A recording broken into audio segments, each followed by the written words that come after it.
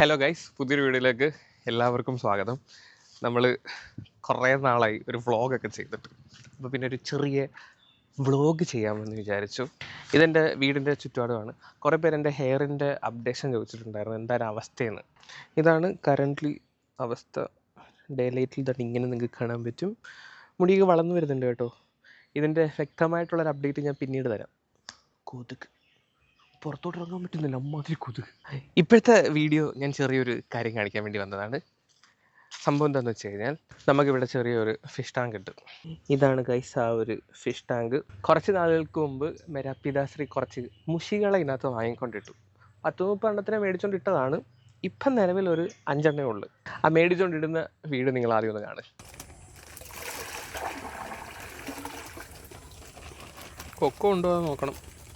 ചത്ത് ഒരെണ്ണം, രണ്ടെണ്ണം ചത്ത്, രണ്ടല്ല 3 4 CPR കൊടുക്കണോ?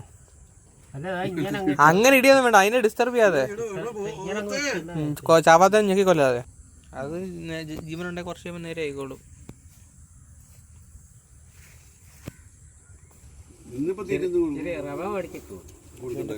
അന്ന് കൊണ്ടിട്ടപ്പോൾ തന്നെ 3-4 എണ്ണം ചത്തുപോയിട്ടുണ്ടായിരുന്നു. ഒരു 10-25 എണ്ണത്തിനെ കിട്ടിയിട്ടുണ്ടായിരുന്നു. എന്നാൽ ഇപ്പോഴത്തെ അവസ്ഥ ഞാനത് കാണിക്കാം.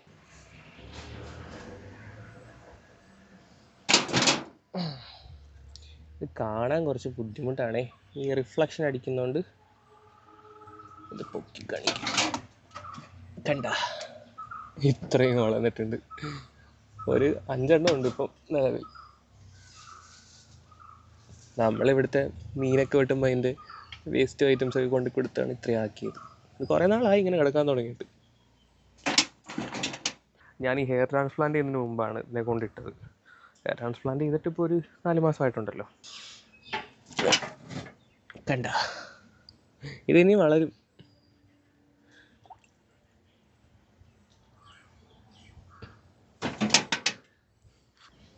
അടച്ചു വെച്ചേക്കാം, അല്ലെങ്കിൽ കൊക്കോ എല്ലാം വന്ന് പിടിച്ചോണ്ട് പോകും, അല്ലെങ്കിൽ ഇവർ ചാടി തന്നെ പോകും.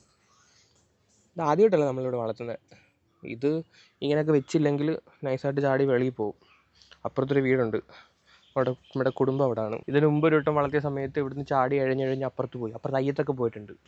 ചാവില്ല, എന്നാലും കുറേ നേരം ഇതിങ്ങനെ കിടക്കും. അപ്പം ഈ 5 എണ്ണം എങ്ങനെയായെന്നുള്ള കഥ കോമഡിയാണ്. ഇവിടെ കിണർ അടച്ച സമയത്ത് നമ്മൾ ബ്ലീച്ചിങ് പൗഡർ ഇടുമല്ലോ. ബ്ലീച്ചിങ് പൗഡർ ഇട്ട് നല്ല ശുദ്ധമായ വെള്ളം കിട്ടിയപ്പം എൻ്റെ അച്ഛൻ ഒരു അതിബുദ്ധി കാണിച്ചതാണ്. കുറച്ച് ശുദ്ധവെള്ളം എങ്കിൽ പിന്നെ മുഷിക്ക് കൂടെ കൊടുക്കാമെന്ന് വിചാരിച്ചിട്ട് ഈ ക്ലോറിനേറ്റഡ് വാട്ടർ പുള്ളി അപ്പം തന്നെ അടിച്ച് ടാങ്കി കയറ്റി. അങ്ങനെ ഒരു 10-20 എണ്ണം അങ്ങ് ചത്തുപോയി. ഇപ്പം ഈ ബാക്കിയുള്ള 5 എണ്ണത്തിനാണ് നിങ്ങളിപ്പോൾ കണ്ടത്. പുള്ളി ഇടയ്ക്കിടയ്ക്ക് ഇതുപോലുള്ള ബുദ്ധികൾ കാണിക്കാറുണ്ട്. അപ്പം ചുമ്മാ ഇങ്ങനെ ഇരുന്നപ്പം ഒരു ബോറടിച്ചപ്പം ചെയ്ത വീഡിയോ ആണ്. അപ്പോൾ അത്രയേ ഉള്ളൂ.